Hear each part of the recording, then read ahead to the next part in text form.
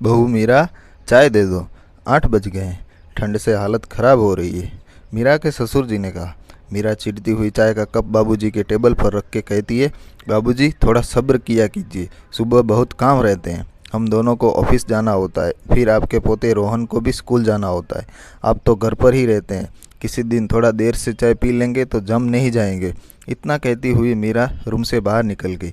बाबूजी के आंखों में आंसू आ गए। वो सोचने लगे, ऐसा क्या मांग लिया मैंने कि बहू इतना गुस्सा हो गई।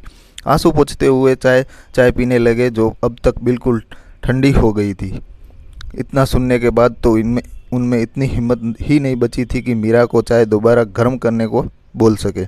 चुपचाप ठंडी चाय पी और सैर के लिए निकल गए। गार्डन की बेंच पर बैठ के सोचने लगे, कितनी अच्छी थी जिंदगी जब बाबूजी की पत्नी जिंदा थी, उनका बहुत ही अच्छे से ध्यान रखती थी। उस समय तक तो मीरा का स्वभाव भी बहुत ही अच्छा था, कितना खुशहाल परिवार था। लेकिन 2 साल पहले अचानक उनकी पत्नी हार्ट अटैक से उनसे सदा के लिए दूर हो गई।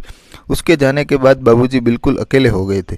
मीरा का स्वभाव भी बदल गया, अब तो वो बाबूजी से उखड़ी उखड़ी रहती। बाबूजी सोचते थे कि पोते के साथ समय बिताऊं, लेकिन उससे भी फुर्सत नहीं रहती थी। स्कूल के बाद इतनी सारी क्लासेस लगाई थी मीरा ने, बेचारे के पास तो खुद के लिए भी टाइम नहीं होता था। वो अपने दादाजी को कहाँ से समय देता।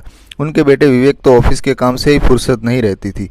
खाने के टेबल में ही जितनी बात हुई बस। इन्हीं सब कारणों से बाबूजी अकेले हो गए थे। उन्हें अपनी पत्नी संध्या की बहुत याद आती थी। वो सोचते, अगर संध्या आज जिंदा होती हो तो उन्हें ये दिन कभी नहीं देखने पड़ते। दोस्तों, वीडियो लाइक करें और चैनल को सब्सक्राइब करें। मीरा हमेशा उन्हें कुछ न कुछ सुनाती रहती थी। उन्हें खाने के लिए भी बहुत ही कम देती थी, और जब बाबूजी थोड़ा ज़्यादा मांगते तो उन्हें उनकी तबीयत का हवाला देते हुए मना कर देती। बेचारे रोज ही आधा पेट खाकर सो जाते। बुढ़ापे के हवाला देते हुए मीरा ने घर भी अपने नाम करवा लिया था। बाबूजी इसलिए चुप रहते कि कहीं मीरा उन्हें घर से निकाल ना दे। बाबूजी बहुत ही सीधे इंसान थे, उन्हें लड़ाई झगड़ा बिल्कुल भी पसंद नहीं था। वो बस अपनी बची हुई जिंदगी शांति से बिताना चाहते थे। एक दिन बाबूजी से चाय का कप गिर गया। मीरा ने बहुत तमाशा किया और बाबूजी को घर में ना रखने की फरमाइश की। जिसका डर था वही हुआ। बाबूजी को वृद्धाश्रम भेजने की बात पर मुहर लगी।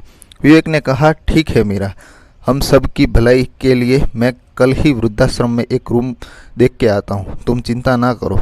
तभी रोहन बोल पड़ा, पापा आप अपने और मम्मी के लिए भी रूम देख आना, क्योंकि मैं भी बड़ा होकर आप दोनों को सबकी भलाई के लिए वहीं भेजूंगा।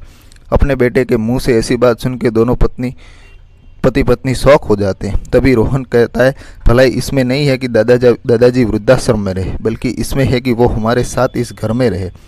वो अभी कमा नहीं सकते, तो क्या उन्होंने आपको इस काबिल बनाया कि आप कमा सको? अगर उन्होंने और दादाजी ने अपनी अच्छाइयों को मार के आपको ना पढ़ाया होता तो क्या आप आज यहाँ होते?